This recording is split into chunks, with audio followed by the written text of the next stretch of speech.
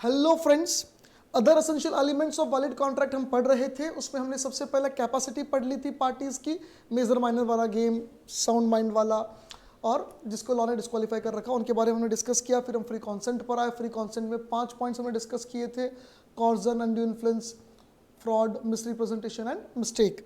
4 जो थे, फर्स्ट 4 वहाँ तो कॉन्ट्रैक्ट वॉइडेबल था, और बायलैटरल मिस्टेक वाले के केस में कॉन्ट्रैक्ट कैसा हो जाता है, वॉइड हो जाता है। यूनिलैटरल के लिए लिखा हुआ नहीं था, पर मैं क्लियर कर दूं, इट इज वैलिड। नाउ फिर हम आ गए थे lawful object and consideration. Lawful object and consideration चल रहा था, उसके बाकी सारे पॉइंट हमने कवर कर लिए थे। एक लास्ट पॉइंट हमारे सामने था, opposed to public policy. Oppose to public policy में काफी सारे पॉइंट थे, जिसमें से 7 पॉइंट हम कवर कर चुके थे। 8वें पॉइंट पर जब हम आए थे तो आपने कहा था कि सर वीडियो बहुत लंबा हो गया, अब और मत बनाओ। मतलब आपके दिल से आवाज़ आई थी जो सीधी मेरे दिल तक आ पहुंची कि सर वीडियो काफ़ी हो गया ना सर, और कितना पढ़ाओगे, 38-40 मिनट्स तो बहुत होते हैं। तो मैंने वहाँ पे वीडियो रोक दिया था। आज अपन यहाँ से वापस स्टार्ट करते हैं, कोशिश करेंगे इस वीडियो में हमारा ये पूरा यूनिट फिनिश हो जाए। चलिए स्टार्ट करते हैं। Interest against obligation. ऑब्लिगेशन मतलब किसी व्यक्ति की ड्यूटी है, जिम्मेदारी बनती है आपको ये काम करना है, और आप अपनी उस जिम्मेदारी में से अपना अलग से प्रॉफिट निकालने की कोशिश करो। This is interest against obligation. Suppose you are purchase manager of a company. आप एक कंपनी में परचेज मैनेजर हो। What is your duty? आपकी ड्यूटी क्या बनती है? To purchase the best quality at the least possible price. भाई आप परचेज मैनेजर हो तो आपकी ड्यूटी क्या बनती है? To purchase the best quality at the least possible price. सबसे कम प्राइस पर सबसे बेहतर खरीदना आपकी जिम्मेदारी है। आपके रॉ मटेरियल सप्लायर के लिए 5-10 फर्म्स है जिन्होंने अप्लाई किया, साहब हम सेल कर देंगे, कोटेशन दी, अपना क्वालिटी, अपना रेट बताया। आपने एक को बुला के बोला, देख ऐसा है, तेरा प्रोडक्ट मैं अप्रूव कर दूंगा। भाई मैं परचेज मैनेजर हूं, मैं जिस पर साइन कर दूंगा वो काम हो जाएगा, मैं अप्रूव कर दूंगा, मेरे को 2% कमीशन चाहिए, 2% कमीशन लूंगा ट्रांजैक्शन का। This agreement is interest against obligation. Sir ये इंटरेस्ट अगेंस्ट ऑब्लिगेशन कैसे हुआ? अरे भाई समझने की कोशिश करो। आपका ऑब्लिगेशन क्या था? परचेज मैनेजर की पोस्ट पे बैठ के फर्म के लिए best quality at the least possible price खरीदना। आप उसमें अपना हित, अपना लाभ निकाल रहे हो, नहीं चलेगा। देखिए हमको कुछ एग्जांपल से समझा रखा, और तो कुछ लिखा नहीं है। हाँ ये क्लियर कर दिया, the object of such agreement is oppose to public policy. Oppose to public policy में आएगा, ये तो ठीक है ना। पब्लिक पॉलिसी के अपोज वाले में पॉइंट लिखा है तो वही आएगा, उसमें तो और क्या हो सकता है। यहां अपोज टू पब्लिक पॉलिसी में इसने एक एग्जांपल जो मैंने बोला वो सेम दिया है। A who is the manager of a firm agrees to pass a contract to X if X pays to A ₹2 lakh privately. तो मुझे 2 लाख अलग से पकड़ा दे, टेबल के नीचे से कड़कड़ाते हुए नोट पकड़ा दे 2 लाख रुपए के, और कॉन्ट्रैक्ट तेरा, डन, मस्त रहे।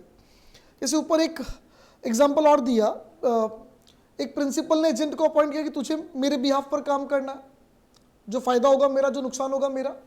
इवन मैं आपको क्लियर कर दूं, एम्प्लॉय भी अपने एम्प्लॉयर का एजेंट ही होता है। एम्प्लॉय भी अपने एम्प्लॉयर का एजेंट ही होता है। एक प्रिंसिपल ने एजेंट को अपॉइंट किया, तुझे काम करना है। ये किसी थर्ड पर्सन से मिलता है और बोलता है कि देखो मैं ना पर्सनली आपको काम कर दूंगा, यही काम जो काम आप प्रिंसिपल से करवा रहे हो वो मैं पर्सनली कर दूंगा, मुझे पर्सनल पैसे दे देना, एम्प्लॉयर को बताना मत, मतलब प्रिंसिपल को बताना मत। तो ये भी इंटरेस्ट अगेंस्ट ऑब्लिगेशन है। एजेंट का काम क्या था? जो प्रिंसिपल का है उस अकॉर्डिंग काम करना, प्रिंसिपल के हित में काम करना, फिर जो फायदा नुकसान होगा प्रिंसिपल का, तुझे तेरे एजेंसी में जो मिलना वो मिल जाएगा।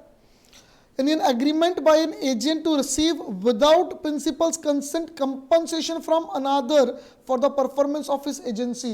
यानी एज एन एजेंट जो उसने एक्टिविटी की थी, जो काम की थी, प्रिंसिपल को बताए बिना वहां से पैसा ले लेना, ये भी इंटरेस्ट अगेंस्ट ऑब्लिगेशन है। कंसिडरेशन अनलॉफुल इन पार्ट, यानी एक कॉन्ट्रैक्ट के अंदर कंसिडरेशन का कुछ हिस्सा अनलॉफुल है। जैसे मैंने आपको जॉब पर बुलाया, किसी व्यक्ति को, मान लो मैंने चुन्नू को जॉब पे बुलाया। यार आपको क्यों बुलाऊं, आप तो चार्टर्ड अकाउंटेंट हो। मैंने चुन्नू को जॉब पर बुलाया, चुन्नू आते बोलता है सर मुझे क्या काम करना होगा। मैंने कहा देख बेटा तुझे 2 काम करने होंगे। क्या काम करना होगा? एक तो तुझे क्वालिटी कंट्रोल करना है, क्वालिटी कंट्रोल। इसने कहा सर क्वालिटी कंट्रोल मतलब? मैंने कहा जो भी वीडियोस हमारे बनते हैं, जो भी नोट्स आपको हम बनाते हैं, वो सारे नोट्स आपको रीड करने, सारे वीडियोस आपको देखने हैं। अगर उसमें कोई भी डिफेक्ट, कोई भी इशू आपको लगता है कि सर यहाँ पे वॉइस प्रॉपर नहीं आ रही, सर यहाँ पे सर हमको थोड़ा कम समझ में आया, इसमें और क्वालिटी इंप्रूव कीजिए, हम उसके बाद बच्चों को भेजेंगे। तुझे पहले क्वालिटी चेक करनी है। एक तो ये काम करना है, प्लस एक काम और करना है। हमारे जो कॉम्पिटिटर्स हैं, जो दूसरे वीडियोस बनाते हैं अपने जैसे, मान लो और कोई टीचर्स हैं, वो मार्केट में ज़्यादा मार्केटिंग कर रहे हैं, ज़्यादा ऐड कर रहे हैं, मार्केट खराब कर रहे हैं साहब। तो तुझे काम और करना, चुन्नू को मैंने बोला तुझे कंपटीशन खत्म करना है,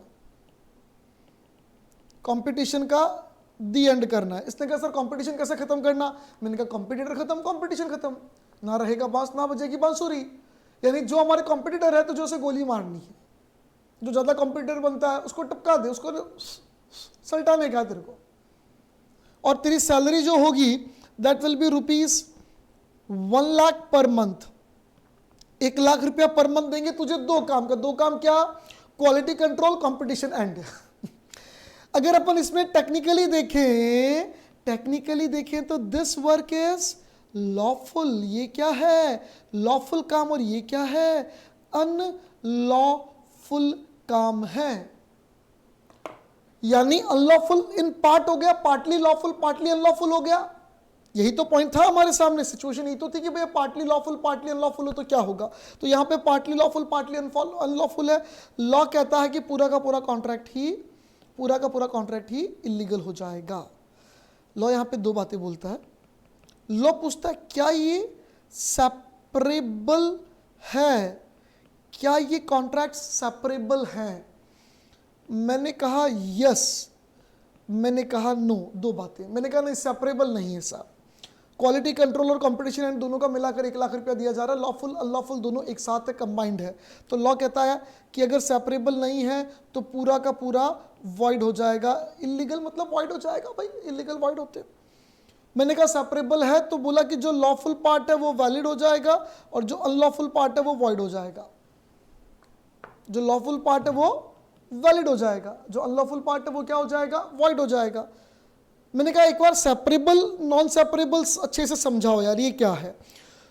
तो लॉ ऐसे समझाता है कि देख बेटा, ये जो सिचुएशन है quality control plus competition and का मिलाकर 1 लाख देंगे, ये नॉन सेपरेबल है। मैंने कहा अच्छा ठीक है बताओ। मैंने कहा बताओ फिर सेपरेबल क्या होगा?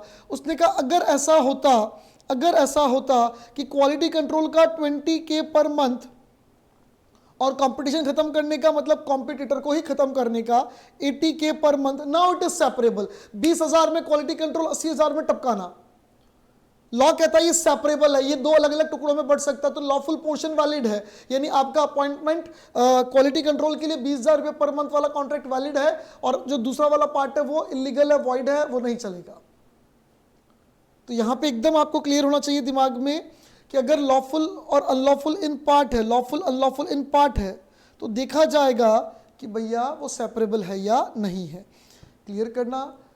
अगर जनरली हमको बोला जाए कि अनलॉफुल इन पार्ट है, सेपरेबल अनसेपरेबल नहीं बोला जाए, तो हम ये कहेंगे कि भैया पूरा का पूरा इलीगल है। थोड़ा भी इलीगल हुआ मतलब पूरा इलीगल है। इलीगलिटी तो एक वायरस है, इलीगलिटी एक वायरस है। क्लियर करना, इलीगलिटी क्या है? एक वायरस है। अगर थोड़ा सा भी इलीगल है तो पूरा इलीगल है, थोड़ा सा भी इलीगल है तो पूरा इलीगल है। अगर एक एग्रीमेंट इलीगल है तो उसका कोलेट्रल भी इलीगल होगा, उसका साथ वाला भी इलीगल होगा। हमने पढ़ा था, अगर मुझे किसी को सुपारी देनी है, मैं आपको बोलता हूं मेरे को उससे मिलवा दो, तो main agreement, main contract, main agreement कैसा है? इलीगल। उसका कोलेट्रल भी कैसा माना जाएगा? इलीगल। नहीं चलेगा साहब। तो इलीगलिटी एक वायरस है, कोरोना वायरस जैसा वायरस है, फैल जाता है ऐसे करते ही। यानी अगर इतना सा भी इलीगलिटी है तो पूरा कॉन्ट्रैक्ट इलीगल मान लिया जाएगा, अगर सेपरेबल नहीं है। वो तभी कितना कोरोना वायरस में दूरी बनाए रखे, तो अगर दो एग्रीमेंट सेपरेबल है मतलब दूरी बनाए रखे, तो ये बच जाएगा कोरोना वायरस से। अगर दूरी नहीं बनाए रखोगे तो पूरे कॉन्ट्रैक्ट को ही वायरस ग्रस्त मान लिया जाएगा। ठीक है, इलीगलिटी वायरस है, अगर सेपरेबल नहीं होगा तो पूरे को ही इलीगल कर देगा, इवन कोलेट्रल को भी इलीगल कर देगा। ये कह रहा है there is no promise for a lawful consideration if there is anything illegal in a consideration which must be taken as a whole. ये कह रहा है अगर कुछ इलीगल है तो ये मान लिया जाएगा कि लॉफुल कंसिडरेशन के लिए अलग से कुछ भी नहीं है, जो है वो पूरा अनलॉफुल है और पूरा का पूरा खत्म हो जाएगा। The general rule is that where the legal part of a contract can be served from the illegal part, उसको सेपरेट किया जा सकता है। सीवर करना यानी सेपरेट करना, अलग करना। तो इसका मतलब होगा कि जो बैड पार्ट होगा वो तो रिजेक्ट हो जाएगा, यानी वो इलीगल वॉइड हो जाएगा, और जो गुड वन होगा वो रिटेन कर जाएगा, उसको हम वैलिड मान लेंगे। और जहाँ पे लीगल पार्ट अलग नहीं किए जा सकते हैं वहाँ पूरा का पूरा कॉन्ट्रैक्ट ही वॉइड हो जाएगा। कॉन्ट्रैक्ट क्या, वो एग्रीमेंट ही वॉइड हो जाएगा। वॉइड एब इन इश्यू है, एग्रीमेंट ही वॉइड है, technically void ab initio है। ठीक है। A promises to superintend on behalf of B a legal manufacture of indigo and an illegal traffic in other articles, यानी Indigo का manufacturing तो legally करता है और बाकी चीज़ों की स्मगलिंग करता है इलीगल तरीके से, तो भैया उसकी सैलरी 20,000 पर मंथ है, दोनों काम का मिलाकर 20,000, तो पूरा एग्रीमेंट ही क्या हो जाएगा, वॉइड हो जाएगा, क्योंकि यहाँ पे सेपरेबल नहीं है। नेक्स्ट टॉपिक हमारे पास आता है एक्सप्रेसली डिक्लेयर्ड वॉइड एग्रीमेंट्स। कौन कौन से एग्रीमेंट्स है जिनको लॉ कहता है कि हम इसको सही नहीं मानेंगे, हम इसको वॉइड मानेंगे। इसमें दो लिस्ट है भैया, एक तो ये वाली लिस्ट है, ये वाली लिस्ट जो हम ऑलरेडी पढ़ चुके हैं, ये लिस्ट हम ऑलरेडी पढ़ चुके हैं, खाली नाम देख लेंगे। और ये वो एग्रीमेंट्स हैं जो नए हैं, जो अब हमको पढ़ने हैं। अब समझो, इधर जो हमने पहले पढ़ चुके हैं, फर्स्ट पॉइंट जो आपको यहाँ दिख रहा है, क्या लिखा हुआ है, made by incompetent parties, already पढ़ चुके हैं। अगर पार्टीज कैपेबल नहीं होगी तो एग्रीमेंट वॉइड होगा, तो एक्सप्रेसली डिक्लेयर्ड वॉइड, लॉ ने क्लियर बोल दिया भैया अगर पार्टीज कॉम्पिटेंट नहीं है तो वॉइड है। दूसरा, agreement made under bilateral mistake of fact, bilateral mistake void होगा, पढ़ा था, म्यूचुअल मिस्टेक और मिस्टेक ऑफ फैक्ट होना चाहिए, मिस्टेक ऑफ लॉ तो चलता ही नहीं है साहब, वो तो वैलिड माना जाता है, पढ़ा हम लोगों ने। एग्रीमेंट द कंसिडरेशन और object of which is unlawful, वो एग्रीमेंट जिसका कंसिडरेशन और ऑब्जेक्ट अनलॉफुल, अभी पीछे यही तो पढ़ते आ रहे थे सही भैया, फ्रॉडुलेंट पढ़ा, इंजरी टू पर्सन और उस प्रॉपर्टी पढ़ा, इमोरल पढ़ा, फॉरबिडन बाय लॉ वाला पॉइंट पढ़ा, अपोज टू पब्लिक पॉलिसी पढ़ा, ये सब वही तो पढ़े थे। एग्रीमेंट द कंसिडरेशन और object of which unlawful in part, पूरा अनलॉफुल है तो भी गई भैंस पानी में, और इन पार्ट अनलॉफुल है तो भी गई भैंस पानी में, दोनों ही केस में तो वॉइड ही होगा, इलीगल यानी वॉइड होगा। हाँ, अनलॉफुल इन पार्ट में सेपरेबल वाले केस में कैलकुलेशन अलग आ जाती है, क्लियर करना, एग्जाम में क्लियर लिख के आना अगर अनलॉफुल इन पार्ट लिखा हुआ हो कि भैया वॉइड होगा, लेकिन बाद में वापस क्लियर लिख देना। क्या लिख दोगे, क्या लिखोगे वहां पे कि अगर सेपरेबल है, क्या लिखोगे, अगर सेपरेबल है तो अच्छे वाला अच्छा, बुरे वाला बुरा। Agreement made without consideration, without consideration we have already discussed in unit 2, बिना कंसिडरेशन के एग्रीमेंट कैसा होगा, वॉइड होगा। कंसिडरेशन का मतलब था समथिंग इन रिटर्न, बदले में कुछ तो होना चाहिए। हाँ, एडिक्वेट हो, इक्वल हो जरूरी नहीं है, एडिक्वेसी नॉट रिक्वायर्ड, पर कुछ तो होना चाहिए, कुछ लीगल वैल्यू तो होनी चाहिए। विदाउट कंसिडरेशन कुछ एग्रीमेंट वैलिड लॉ ने मान लिए थे, वो हमने natural love and affection, pass voluntary services का कंपनसेशन पढ़े थे ना कुछ पॉइंट्स हम लोगों ने। टाइम बाद डेट वाला याद है, रिटर्न होना चाहिए, साइंड होना चाहिए। नेचुरल लव एंड अफेक्शन वाला रिटर्न एंड रजिस्टर्ड होना चाहिए। याद होगा भैया, पढ़ोगे तो याद होगा, नहीं पढ़ोगे तो काहे याद होगा, पढ़ लो, एग्जाम में बहुत फायदे में रहोगे। ये 6 point. Agreement in restrain of marriage अपने को भी पढ़ना है, ये सारे पॉइंट अपने को पढ़ने, पहले 6 डिस्कस करते हैं। ये agreement in restrain of marriage वैसे मैंने फर्स्ट यूनिट में एक एग्जांपल लिखा हुआ था, मैंने बताया था, चलिए अभी हम डिस्कस करते हैं। लॉ कहता है कि शादी करना सभी का जन्मसिद्ध अधिकार है, यानी किसी को भी शादी करने से नहीं रोका जा सकता। एक्चुअली जिसने कानून बनाया उसकी ऑलरेडी खुद की शादी हो चुकी थी, तो उसको लगा कि अगर मेरी शादी हो चुकी है और मेरी जिंदगी झंड हो चुकी है तो मैं बाकी सबकी जिंदगी भी सेफ क्यों रहने दूं, सबकी जिंदगी झंड करूंगा। इसलिए उसने लॉ में लिख दिया कि सबको शादी करने का पूर्ण अधिकार है। जस्ट किडिंग, लॉजिकली वापस बात करते हैं। लॉ कहता है कि माइनर को छोड़कर सभी को शादी करने का अधिकार है, माइनर को छोड़कर। माइनॉरिटी में तो हमको पता ही है बाल विवाह अलाउड नहीं है देश में। कहता माइनर को छोड़कर सभी को शादी करने का पूर्ण अधिकार है। अगर किसी को शादी करने से रोकने का कोई एग्रीमेंट किया जाता है तो उसकी लीगल वैल्यू 0 है। यानी आप अगर मेजर हैं, जैसे जहां तक मुझे लगता है मेजर ही होंगे, पर आप अगर मेजर हैं और आप मुझे लिख के देते हैं, कि भाई सर मुझे 50,000 रुपए दे रहे हैं, इसके अगेंस्ट में मैं प्रॉमिस करती हूं कि मैं कभी भी शादी नहीं करूंगी, शादी नहीं करूंगा, जेंडर जो भी है उस हिसाब से मैंने आपको 50,000 रुपए दिया, आपने स्टाम्प पे लिख के दिया, स्टाम्प पे हम दोनों ने साइन कर दिया, हमने नोटरी पब्लिक से नोटरी करवा लिया, लीगल वैल्यू क्या है, 0। कानून कहता है सबको शादी करने का पूरा अधिकार है, आपको भी पूरा अधिकार है, जरूर करना अपने अधिकार का उपयोग। तो लॉ कहता है माइनर के अलावा किसी भी शादी की रिस्ट्रेन करना, यानी उसको रोकने का। कोई भी एग्रीमेंट होगा तो वॉइड हो जाएगा। Every agreement in restrain of marriage of any person other than A minor is void. Minor के अलावा किसी भी व्यक्ति की शादी को रोकने का अगर कोई एग्रीमेंट है तो उसकी लीगल वैल्यू क्या है? वॉइड है, लीगल वैल्यू 0 है। मतलब अगर कोई पर्सन एग्री हो जाता है for good consideration not to marry, the promise is not binding and considered as void agreement. Illegal नहीं बोल रहे हैं, वॉइड बोल रहे हैं। Agreement in restraint of trade, किसी को व्यापार करने से रोकने का एग्रीमेंट। देखो लॉ क्या बोलता है, agreement in restraint of trade में लॉ क्या बोलता है? लॉ कहता है जैसे शादी करना सबका जन्मसिद्ध अधिकार है, बिजनेस करना भी सबका जन्मसिद्ध अधिकार है। किसी को बिजनेस करने से रोका नहीं जा सकता। यानी you can't stop anyone from doing any kind of business. आप किसी को व्यापार करने से नहीं रोक सकते हो, लॉ ये कहता है। यानी आपका और मेरा एग्रीमेंट हो कि आप बिजनेस नहीं करोगे, मैं आपको 50,000 रुपए दूंगा, लॉ कहता है एग्रीमेंट वॉइड है साहब। आप देखो, लॉ ने पहले बोला शादी करना सबका जन्मसिद्ध अधिकार है, तो शादी होगी तो बच्चे होंगे। नहीं, वैसे बच्चे होने के लिए शादी करना जरूरी नहीं है, लेकिन जनरली ऐसा होता है कि शादी होगी तो बच्चे होंगे। एक दिन मैं क्लास में समझा रहा था फैक्ट एंड एक्सेप्टेबल, दो वर्ड का मतलब समझा रहा था। तो एक बच्चे ने कहा सर समझ नहीं आ रहा, सर कोई अच्छा एग्जांपल दो यार, सर फैक्ट और एक्सेप्टेबल की बात समझ नहीं आ रही। तो मैंने कहा देख ऐसा है कि शादी से पहले बच्चा हो सकता है, ये फैक्ट है, लेकिन बच्चा शादी के बाद होगा, ये एक्सेप्टेबल है। तो फैक्ट और एक्सेप्टेबल दो अलग अलग चीज़ें हैं। चलिए आपको समझ में आ गया होगा, आप तो होशियार बच्चे हो। हाँ, हम कहाँ थे? व्यापार में थे। तो लॉ कहता है कि भैया हमने सबको शादी करने का अधिकार दिया, अब शादी होगी तो बच्चे होंगे, शादी हो गई, बीवी है, बच्चे हैं, तो उनका पेट पालने के लिए धंधा करना पड़ेगा, तो सभी को व्यापार करने का, बिजनेस करने का, धंधा करने का, ट्रेड करने का पूरा अधिकार है। कुछ एक्सेप्शंस है जहां एक व्यक्ति को बिजनेस करने से रोका जा सकता है। सेल ऑफ गुडविल, पहला क्या है? Sale of goodwill. अगर कोई व्यक्ति अपने बिजनेस की गुडविल को सेल करता है, अगर कोई व्यक्ति अपने बिजनेस की गुडविल को सेल करता है, तो उस व्यक्ति को बिजनेस करने से रोका जा सकता है। मतलब कैसे? मान लेते हैं अपन अहमदाबाद में कचौरी की दुकान है और बहुत फेमस है, शानदार चलती है उसकी कचौरी की दुकान, फुल कचौरी बिकती है उसकी। अहमदाबाद में मान लो, इंदौर में मान लो, जयपुर में मान लो, लखनऊ में मान लो, तुम्हारी मर्जी हो जा, मान लो किसी एक शहर में उसकी कचौरी की दुकान है, फुल चलती है, भयंकर बिकती कचौरी, नाम से बिकती है। उसने अपनी कचौरी की दुकान 50 करोड़ रुपए में किसी को बेच दी। अब दुकान में क्या था?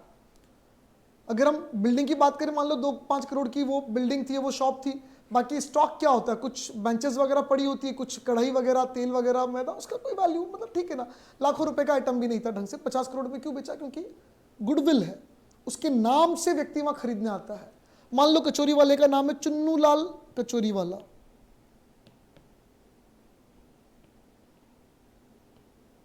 चुन्नू लाल कचौरी वाला, चुन्नू लाल कचौरी वाला, नाम से आते लोग भाई चुन्नू की कचौरी खानी है, चुन्नू की कचौरी खानी है, चुन्नू की कचौरी खानी है, नाम से आते।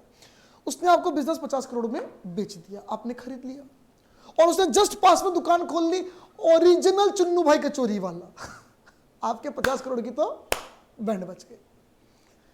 आपने उसको 50 करोड़ दिए, दुकान खरीदी, उसने जस्ट पास में दुकान खोल ली, ओरिजिनल चुन्नू भाई कचौरी वाला, तो फिर आपकी दुकान पे कोई क्यों आएगा? आपने उसके नाम की गुडविल खरीदी है, आपने उसका नाम खरीदा चुन्नू भाई कचौरी वाला, उसने ओरिजिनल चुन्नू भाई लिख दिया, या थोड़ा और नाम चेंज कर दिया, ओरिजिनल नहीं लगाया उसने चुन्नू की जगह बोल दिया चुन्नू के बेटे की दुकान, चुन्नू के असली बेटे की दुकान, चुन्नू के इकलौते बेटे की, कुछ भी, मतलब उसने जस्ट पास में दुकान खोल ली, लोगों को धीरे धीरे पता पड़ जाएगा ओरिजिनल चुन्नू वाला तो वो है, नाम भले चेंज हो गया, फिर आपकी कैसे बिकेगी? लॉ कहता है कि अगर कोई सेल ऑफ गुडविल करता तो उस व्यक्ति को उस प्रोडक्ट के लिए, जो प्रोडक्ट उसने गुडविल में बेचा है, उस प्रोडक्ट के लिए, और with in the local limits, local limits का मतलब होगा reasonable area, reasonable depends upon circumstances. यानी मान लो किसी व्यक्ति की कचौरी की दुकान इंदौर में है और पूरे इंदौर के लोग वहाँ पे कचौरी खाने आते हैं, और आपने अगर अपनी गुडविल बेची है तो आपने लोकल एरिया मतलब इंदौर के लिए गुडविल बेच दी। आप भोपाल में जाके, आप जयपुर में जाके, आप लखनऊ में जाके, आप कानपुर में जाके कचौरी की दुकान खोलना चाहते हो, खोल सकते हो, नहीं रोका जा सकता। आप इंदौर में कचौरी की दुकान थी, आपने अपनी गुडविल बेच दी, अब आप रेस्टोरेंट खोलना चाहते हो, पाव भाजी का नया काउंटर लगाना चाहते हो, आप लगा सकते हो। यानी सेल ऑफ गुडविल में उस व्यक्ति को व्यापार करने से रोका जा सकता है उसी प्रोडक्ट का जिसके लिए गुडविल बेची गई है, और उतने लोकल लिमिट के लिए, यानी उतने एरिया के लिए जितना रीजनेबल है, यानी जहां उसका पहले एक्चुअली ट्रेड चलता था, जहां उसकी गुडविल थी। जैसे मानो किसी व्यक्ति का अहमदाबाद में गोल्ड का शोरूम है और पूरे गुजरात के लोग, मतलब ट्रेडिशनल गुजराती गोल्ड ज्वेलरी में वो एक नंबर आदमी है, बहुत जबरदस्त ब्रांड चलता था उसका, पूरे गुजरात के लोग अहमदाबाद में वही पहुंचते थे, उसी की दुकान पे पहुंचते थे। अब अगर वो अपनी गुडविल बेचता है तो पूरा गुजरात लोकल लिमिट माना जा सकता है, रीजनेबिलिटी सर्कमस्टेंसेस पर देखी जाएगी। यानी जनरली किसी को भी ट्रेड करने से रोका नहीं जा सकता, उसके कुछ एक्सेप्शन है। पहला एक्सेप्शन क्या है? Sale of goodwill. Sale of goodwill, goodwill अगर कोई व्यक्ति बेचता है तो जिसने गुडविल बेची उस व्यक्ति को ट्रेड करने से रोका जा सकता है फॉर दैट स्पेसिफिक प्रोडक्ट। जिस व्यक्ति ने अहमदाबाद में अपनी गोल्ड ज्वेलरी का प्रोडक्ट बेचा, अपनी दुकान बेची, अपना गुडविल बेचा, वो बाद में इमिटेशन ज्वेलरी, इमिटेशन मतलब आर्टिफिशियल ज्वेलरी जो आती है ना, इमिटेशन ज्वेलरी का अपना बिजनेस स्टार्ट करना चाहे, ही कैन डू सो, कर सकता है, नहीं रोक सकते उसको आप। दूसरा एक्सेप्शन, पहला एक्सेप्शन क्लियर होगा I guess, sale of goodwill. दूसरा एक्सेप्शन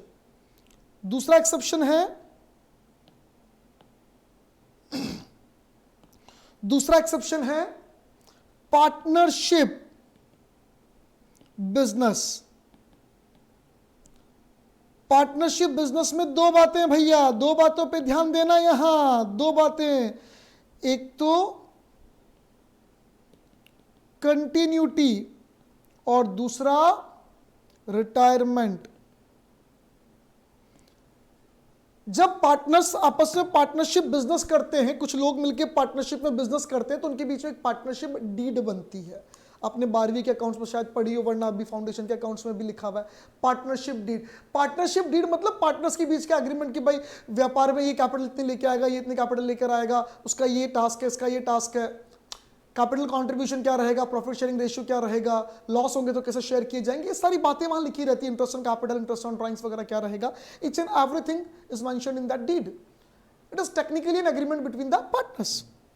उस डीड में लिखा है कि जब तक हम पार्टनरशिप बिजनेस को कंटिन्यू करेंगे तब तक कोई पार्टनर हमारा कॉम्पिटिंग बिजनेस नहीं कर सकता। यानी 4 पार्टनर ने मिलकर रेस्टोरेंट खोला और उन्होंने इस बात का आपस में एग्रीमेंट किया कि जब तक हमारी फर्म चलेगी, जब तक हमारी पार्टनरशिप चलेगी, तब तक कोई पार्टनर अपना अलग से रेस्टोरेंट नहीं खोल सकता। ऑब्वियसली फिर देखो ना, इंटरेस्ट कन्फ्लिक्ट होगा। जिसने अपना रेस्टोरेंट खोल लिया वो दिमाग मान लगाएगा, फर्म वाले में दिमाग कम लगाएगा, ऑब्वियस है, फर्क पड़ेगा। वहां उसका 100% है, उसका 25% है मान लो।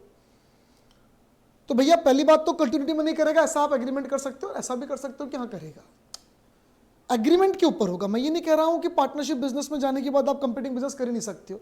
मैं कह रहा हूं पार्टनरशिप डीड में जैसा मेंशन्ड है, नहीं जैसा एग्रीमेंट में मेंशन्ड है। अगर पार्टनर्स आपस में एग्रीमेंट करते हैं कि जब तक हम पार्टनर हैं तब तक हम कंपीटिंग बिजनेस नहीं करेंगे, this agreement is valid even though it is in restraint of trade. आप सामने वाले को व्यापार करने से रोक रहे हो। दो पार्टनर एक दूसरे को व्यापार करने से रोक रहे हैं ना, तू भी कंपीटिंग नहीं करेगा, तू भी कंपीटिंग नहीं करेगा, दोनों एक दूसरे को रिस्ट्रेंट ऑफ ट्रेड कर रहे हैं, व्यापार करने से रोक रहे हैं। But this restraint of trade agreement is valid अगर पार्टनरशिप की कंटिन्यूटी में किया जाता है।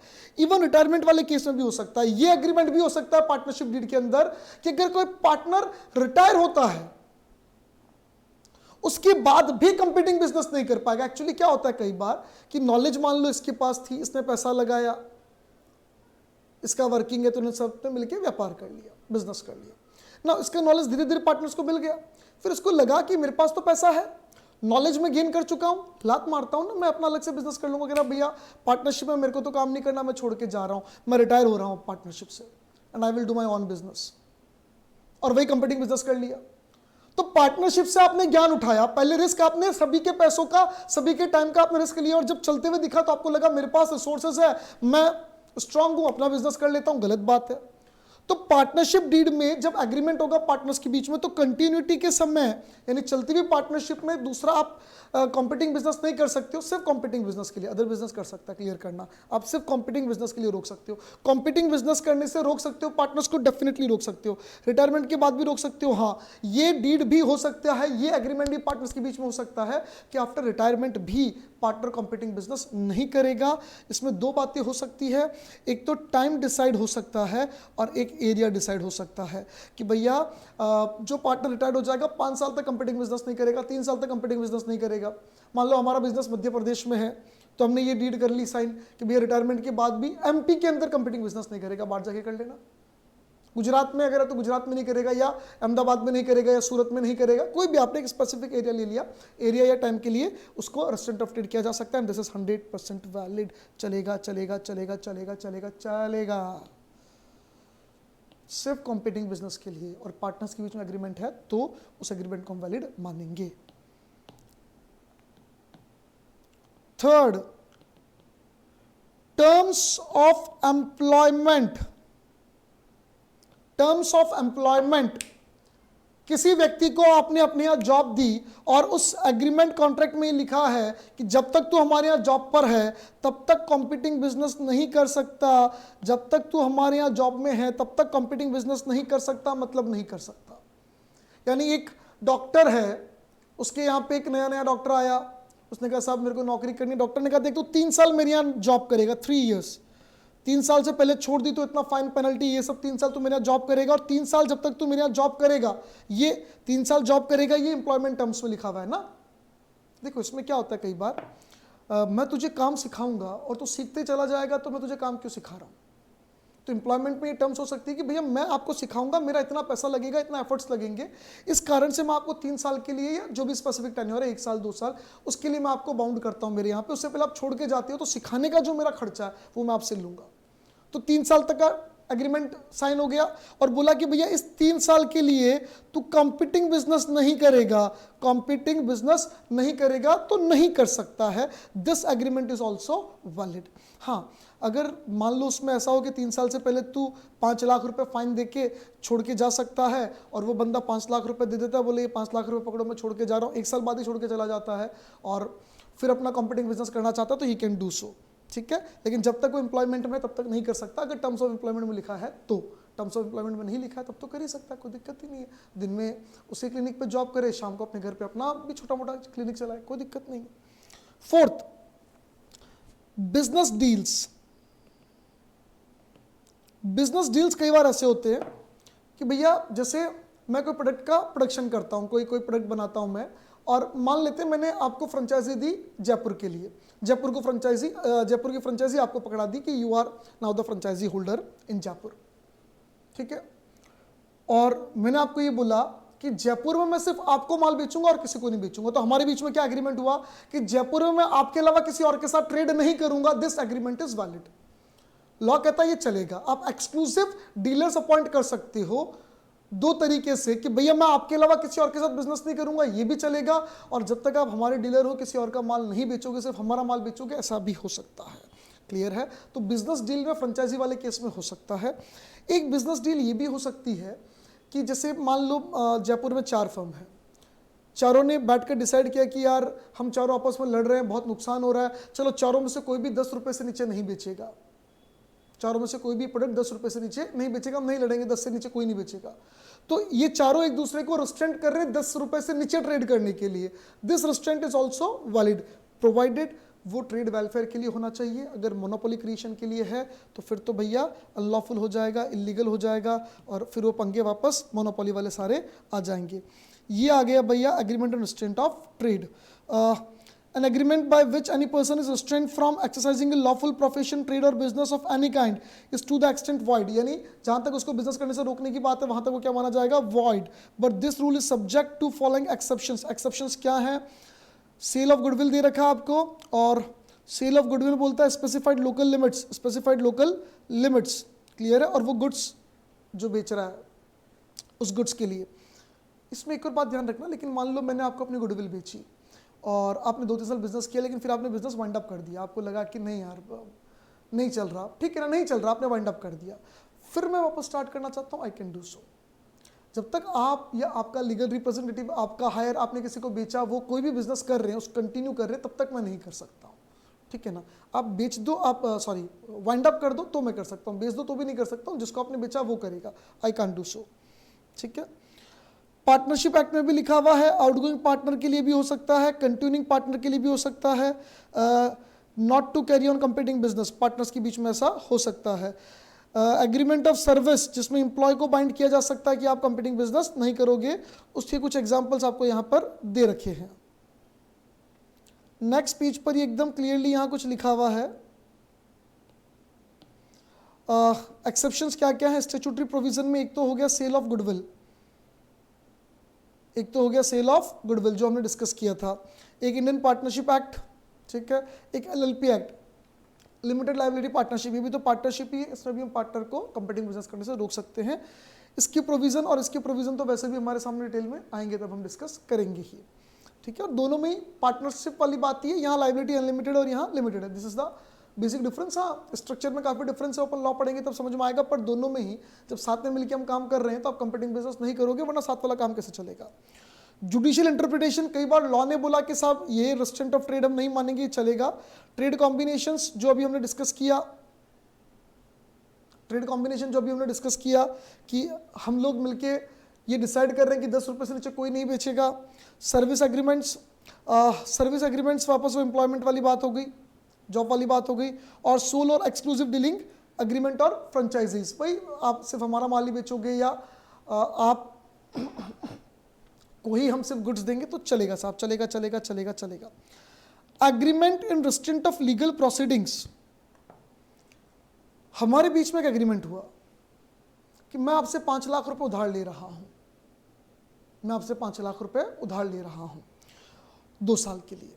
अगर मैं आपको 2 साल बाद रिपे ना कर पाऊं, 2 साल बाद मैं आपको रिपे ना कर पाऊं, तो आप मेरे खिलाफ केस नहीं करोगे। ये एग्रीमेंट में लिखा हुआ है, आपने क्लियर लिखा कि मैं महादेव बाहिती को 2 लाख रुपए उधार दे रहा हूं at this interest rate, he will repay the amount on this date, but in case of failure to repay I surrender my rights to file a suit against Mahadev बाहिती।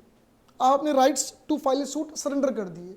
Law कहता है ये agreement in restraint of legal proceedings, आप किसी को legal proceedings करने से रोक रहे हो, नहीं चलेगा, this agreement is void. Even आपको मैंने बताया था टाइम बार्ड का ड्यूरेशन होता है 3 साल, 3 साल बाद टाइम बार्ड होता है।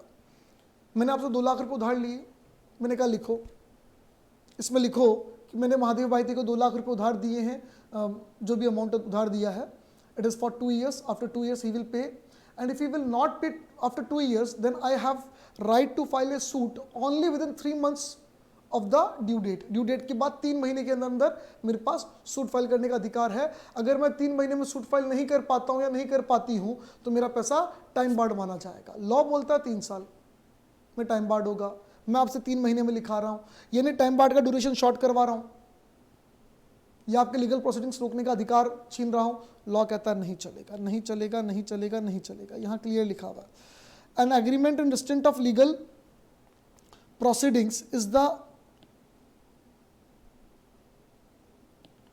is the one by which one party thereto is restricted absolutely from enforcing his rights under the contract, यानी कॉन्ट्रैक्ट में जो उसके राइट्स है उसको रोकने से रोका जा रहा है थ्रू ए कोर्ट, और which abridges the usual period of starting legal proceedings. Legal proceedings start करने का जो यूजुअल पीरियड है उसके साथ छेड़छाड़ की जा रही है, उसको छोटा किया जा रहा है। A contract of this nature is void, ऐसा कॉन्ट्रैक्ट हमेशा क्या होगा, वॉइड होगा। लेकिन एक बात यहाँ क्लियर कर लेना, अगर 2 पार्टीज आपस में ये डिसाइड करते हैं, जैसे आपने मुझे पैसा उधार दिया और हमने ये डिसाइड किया कि देखिए अगर मैं 2 साल बाद पैसा नहीं दे पाया तो हम कोर्ट में नहीं जाएंगे, हम दोनों को एक मिलने वाला बहुत अच्छा समझदार व्यक्ति है, हम दोनों इस बात पे अग्रीड हुए कि हम उसके पास जाएंगे, वो हमारा सेटलमेंट करवा देगा, और जो सेटलमेंट वो करवाएगा वो दोनों को मान्य होगा। क्लियर करना, ऐसी बात कॉन्ट्रैक्ट में लिखी हुई भी हो सकती है। और इवन एक बार हम कोर्ट में चले गए, जैसे मान लो हस्बैंड वाइफ में डिवोर्स होने वाला, वो कोर्ट में चले गए, कोर्ट में जाने के बाद लगा कि नहीं यार हम कोर्ट से बेटर होगा कि बाहर सल्टा ले, कोर्ट में वकीलों के पैसे लगते हैं, ये वो, दोनों ही किसी एक कॉमन फ्रेंड है उस पर ट्रस्ट करते हैं, तो बोला चलो हम उसके पास चलते हैं, वो जैसा सेटलमेंट करेगा वैसा हम दोनों मान लेंगे। उसको बोलते हैं आर्बिट्रेटर, यानी कोर्ट की लीगल प्रोसीडिंग की जगह आर्बिट्रेटर को हम रेफर करेंगे। ऐसा अगर कॉन्ट्रैक्ट में लिखा हुआ है तो चलेगा। वापस क्लियर कर दूं, आर्बिट्रेटर के पास रेफरेंस तब तक चलेगी जब तक वो ऑफेंस कंपाउंडेबल है। अगर कोई क्रिमिनल एक्टिविटी है तो और क्रिमिनल नॉन कंपाउंडेबल है तो वहां पर आर्बिट्रेटर नहीं चलेगा, वहां तो कोर्ट में ही प्रोसीडिंग्स होगी। स्टिफलिंग प्रोसिक्यूशन वाला पॉइंट आपको याद होना चाहिए। A contract by which the parties agrees that any dispute between them in respect of any subject shall be referred to arbitration. Arbitrator जो होता है वो समझौता कराने वाला, arbitration के थ्रू सेटल होगा, and that only the amount awarded in such arbitration shall be recoverable is a valid contract. और arbitrator जो कहेगा वैसे हम अमाउंट रिकवर कर लेंगे. मान लो मैंने आपको बोला मेरे घर का कंस्ट्रक्शन करवाना, आप कॉन्ट्रैक्टर हो, कंस्ट्रक्शन का काम आपसे शुरू करवाया, ठीक है साहब, हमारे बीच में एग्रीमेंट क्या हुआ कि आप कंस्ट्रक्शन का काम करोगे, आप कंस्ट्रक्शन का काम करोगे, मैं आपको पैसे दूंगा, इस लेवल पे इतना दूंगा, और हमारे बीच में कोई भी डिस्प्यूट हुआ तो mister x is a nice person, हम दोनों उसको जानते हैं, सम्मान करते हैं, मानते हैं, वो जैसा कहेगा वैसा कर लेंगे. भाई उसने आपका और मेरा डील करवाया, हम दोनों का परिचय तो कॉमन है, कभी भी कोई बात आ गई वो जैसा बोलेगा वैसा हम दोनों मानेंगे, ये बात लिखी हो सकती है. Similarly, a contract by which parties agrees to refer to arbitration any question between them which has already arisen or which may be arise in future. यानी जो क्वेश्चन ऑलरेडी अराइज हो चुका है या फ्यूचर में अराइज होगा उसको हम आर्बिट्रेटर के पास लेके ही सलटाएंगे, ये वैलिड कॉन्ट्रैक्ट होगा, लेकिन शर्त ये है कि ये बात राइटिंग में होनी चाहिए. अगर राइटिंग में है तो ही वैलिड होगा. Agreement the meaning of which is uncertain, ये ऑलरेडी हम पढ़ चुके हैं कि भैया मेरे पास 2 मोबाइल है, मैं आपको बोलता हूँ आपको एक मोबाइल बेचूंगा, कौन सा वाला सर्टेन नहीं है. आपको मैंने कहा कि मैं आपको 50 रुपये पर लीटर के हिसाब से ऑयल सेल कर दूंगा, कौन सा ऑयल सर्टेन नहीं है. हाँ, लेकिन अगर मैं एक ही तरह के ऑयल में बिजनेस करता हूँ तो वैलिड हो जाएगा. यानी या तो सर्टेन होना चाहिए या कैपेबल ऑफ बीइंग सर्टेन होना चाहिए, capable of being made certain होना चाहिए. वो ऑयल वाला एग्जाम्पल यहाँ पर दे रखा है. वेजरिंग एग्रीमेंट बेसिकली शर्त को बोलते हैं, इसको हम गैम्बलिंग बोल सकते हैं. शर्त, गैम्बलिंग, बैटिंग मतलब शर्त होता है, वेजरिंग मतलब गैम्बलिंग है, बैटिंग भी एक तरीके का वेजरिंग ही है. देखो वेजरिंग के लिए जो यहाँ प्रोविजंस लिखे हैं वो बहुत ज़्यादा सही और बहुत ज़्यादा क्लियर नहीं है. मैं आपको एक चीज़ बता दूं, वेजरिंग इंडिया में स्टेट लॉ के अंडर में आता है. हर स्टेट अपने हिसाब से अलग अलग लॉ बना सकता है, हर स्टेट के पास अधिकार है अपने हिसाब से अलग अलग लॉ बनाने का, ठीक है. तो जो यहाँ लिखा है वो सभी स्टेट्स पे प्रॉपर्ली एप्लीकेबल होता है, नहीं है ऐसा. जैसे अगर मैं कैसीनो की बात करूँ तो गोवा में कैसीनो लीगल है, वहाँ के स्टेट गवर्नमेंट ने लीगल कर रखा है. ये कुछ लोगों में एक मिसकंसेप्शन है कि समुंदर में चल सकता है क्योंकि वो भारत की जमीन के बाहर हो गया, समुंदर में चल सकता है भारत की जमीन के बाहर हो गया. अरे मूर्खों, समुंदर भी टेरिटरी ऑफ इंडिया में काउंट होगा, और अगर भारत की टेरिटरी का नहीं है तो वहाँ आप कैसीनो खोल ही नहीं सकते हो, वो तो फिर यूनाइटेड नेशंस का कॉमन एरिया हो गया, वहाँ आप कैसे जा सकते हो कैसीनो खोलने. समुद्र भी भारत की टेरिटरी में काउंट होता है. नेशनल का अगर पढ़ी हो प्रॉपर्ली तो आपको ध्यान होगा 12th में पढ़ी हो तो एक स्पेसिफिक एरिया तक समुद्र भी हमारे देश का ही एरिया माना जाता है. और इवन कैसीनो ऑन लैंड भी, आप गूगल पे सर्च करना, गोवा में ज़मीन पर भी है. गोवा के अलावा एक शायद दमन एंड दीव है और एक स्टेट और है. 3 स्टेट में कैसीनो भी इंडिया में अलाउड है, ठीक है. कुछ स्टेट्स में लॉटरी अलाउड है, सिक्किम गवर्नमेंट लॉटरी चलाती है, और वैसे लॉटरी इलीगल है, वैजरिंग माना जाता है. ये प्योर जुआ है. लॉटरी क्या है, आप सब पैसे मिक्स करो, जिसका नंबर निकल गया वो पैसे ले जाना. तो जुआ ही तो और क्या है, जुआ क्या है, गेम ऑफ लक, या तो जीतेंगे या हारेंगे, ये जुआ होता है. तो गैम्बलिंग जो है वो स्टेट के हिसाब से चलता है. हॉर्स रेस की बात करूं तो इंडिया में मेरे ख्याल से कुछ 10-12 स्टेट होंगे जिन्होंने हॉर्स रेस को अलाउ कर रखा है, और 9 जगह पर हॉर्स रेस के अलग अलग वो बने हुए हैं, ग्राउंड्स बने हुए जहाँ पे हॉर्स रेस हो सकती है मतलब, ठीक है, और होती भी है. और उसके ऊपर गैम्बलिंग करना अलाउड है, कुछ 500 रुपये या उसके ऊपर वाला, उसके नीचे वाला अलाउड नहीं है, लेकिन उन्हीं स्टेट्स में, बाकी स्टेट्स में वो भी अलाउड नहीं है. तो ये सारी चीज़ें वेजरिंग वाली नेक्स्ट वीडियो में डिस्कस कर लेंगे. मैंने वैसे शुरू में तो ये बोला था कि दिस में भी द लास्ट वीडियो, बट मुझे लगता है ठीक है नेक्स्ट वीडियो में और डिस्कस करेंगे आराम से, थोड़ा एलोबरेटली भी चलते हैं. टाइम तो हमारे पास है ही है भैया, कट शॉर्ट करके घास काट के भी क्या मजा आएगा जब एग्जाम में नंबर ही नहीं आएंगे, चीज़ समझ में नहीं आएगी. अभी तक जो पढ़ा वो पूरा क्लियर होना चाहिए. वेजरिंग वाले एस्पेक्ट को हम नेक्स्ट वीडियो में डिस्कस करते हैं. वेजरिंग एक तरीके से गैम्बलिंग है, इतना हमको ध्यान होना चाहिए, जो कि बेसिकली विन और लूज वाला मामला है. लक के हिसाब से भैया अनसर्टेनिटी है, चांसेस है, जीत भी सकते हो हार भी सकते हो, उसके अलावा और इस पर कुछ भी नहीं होता. तो उसको हम क्या बोलते हैं, वेजरिंग एग्रीमेंट यानी गैम्बलिंग एक तरीके से. नेक्स्ट वीडियो में डिस्कस करते हैं. छोटा सा वीडियो उसका बनेगा, ज़्यादा वीडियो बड़ा नहीं होगा, आई गेस 20 मिनट में कवर हो जाना चाहिए. तो नेक्स्ट वीडियो में we will end up with this unit. Thank you, bye bye.